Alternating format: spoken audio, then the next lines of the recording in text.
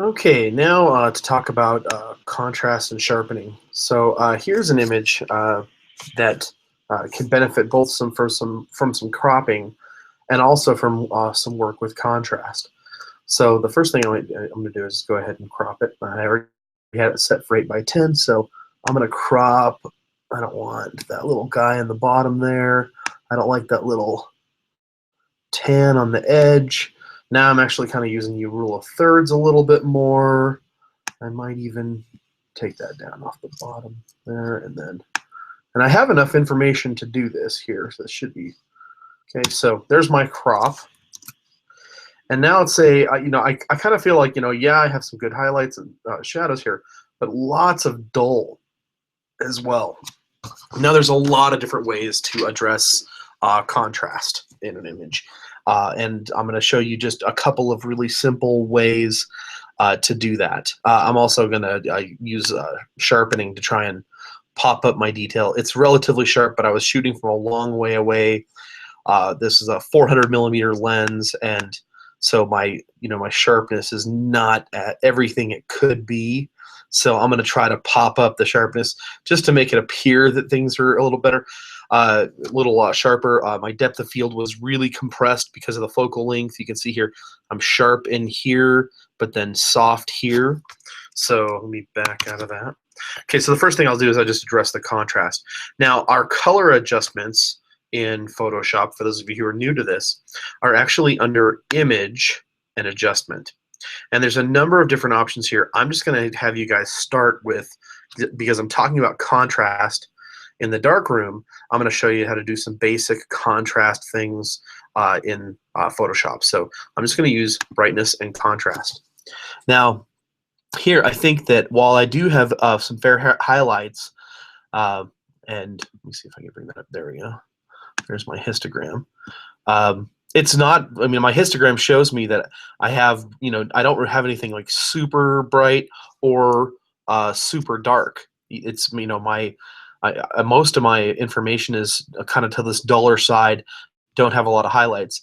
So I might probably brighten this up quite a bit, and that really benefits right there. I mean, that's, shows you just how incredibly dull that image was. And then I can also, if I'd like, pop up the contrast, which is going to give me the appearance in more detail. And you can see what happened with the histogram. It shifted more to the bright, but then when I was playing with the contrast, it actually expanded the histogram. So look, as I move that back, the histogram is much more centralized, but as I increase the contrast, it's pushing that histogram is a little bit wider, giving me more light and dark values. And you can see here, just, I mean, the image didn't look too horrible, but I mean, just look at the difference that makes. Just a huge difference, really. So that's brightness contrast. It's pretty simple, pretty easy. And then I'm going to show you how to sharpen as well. Now, sharpening is contrast, but it's contrast in a different way. Like brightness contrast, that's the entire image. Sharpening, the software is actually going to detect areas of contrast, like right here on the rump of this antelope, we have the white of her butt, sorry, and then the tan here where that transition. Now that's an area of contrast, and what's going to happen is it's going to detect those areas of contrast, and then it's going to increase the contrast in those areas.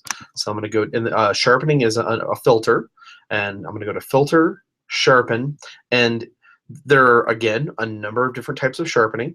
I like to use Unsharp Mask, and it's already set up for a 106 here. So let's look at this one here. So, no, actually, if you zoom in here, because it doesn't show me the pre. Okay, so this is what it looks like without any sharpening, and then with sharpening. And you can see what happens there is that those areas of contrast are popped up. Now you don't want to get crazy with it, and you can see here that because I've cropped and I was so far away and I've had to adjust the contrast so much, it's getting kind of grainy. And I think that's going to be fairly forgiving, but you don't want to go nuts with it. And if you over sharpen, it kind of just ends up looking crappy. You can see I'm even getting like some chromatic aberration. You see that red along the edge there? That's bad. We don't want that. So really, I mean, we just want to do enough just to pop up the details a bit. I'm just kind of going back and forth. For an 8x10, I feel like that's pretty good.